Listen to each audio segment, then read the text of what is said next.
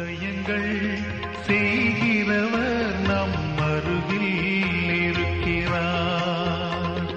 அற்புதங்கள் செய்கிறவர் என்றும் நமக்குள் வசிக்கிறார். அதிசயங்கள் செய்கிறவர் நம் அருகில் இருக்கிறார். அற்புதங்கள் செய்கிறவர் என்றும் நமக்குள் வசிக்கிறார்.